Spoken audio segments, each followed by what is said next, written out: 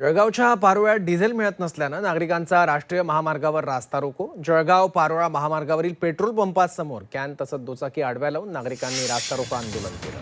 15 ते 20 मिनिटांपर्यंत नागरिकांनी रोष व्यक्त करत वाहनं अडवून धरल्यानं वाहनांच्या रांगा लागल्या होत्या। वाहनांच्या लांब रांगा लागल्यानं महामार्गावरील एका बाजूची वाहतूक काही काळासाठी ठप्प झाल्याचं पाहायला मिळालं।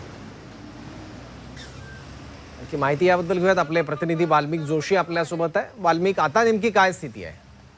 तिथेच बघायला गेलं तर शेतकऱ्यांना मोठ्या अडचणीचा सामना करावा लागतो। ते एकीकडे इंधन टंचाई असल्यामुळे अनेक शेतकऱ्यांच्या शेतीची कामं आहे, मात्र डिझेल पेट्रोल उपलब्ध न असल्या कारणामुळे लांबच लांब रांगा ह्या जे आहे या साधारण पेट्रोल पंपवर लागला होता। पारोळा याच ठिकाणी अनेक घंट्यांपासून शेतकरी व तसे इतर नागरिक डिझेल घेण्यासाठी थांबले होते, मात्र डिझेल पेट्रोल उपलब्ध न होतं याचा संताप झाला आणि संताप झाल्यानंतर राष्ट्रीय महामार्गावर साधारण 1.5 ते 2 तासापासून शेतकऱ्यांसहित इतर नागरिकांनी डिझेल पेट्रोल मिळावं यासाठी मागणीसाठी रास्ता रोको करण्यात आला होता।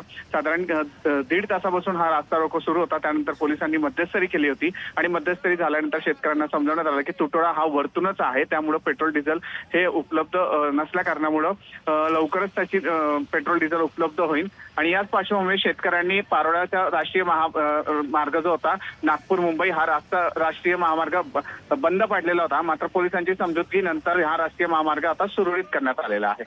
ठीक आहे, धन्यवाद वाल्मिक या माहितीसाठी।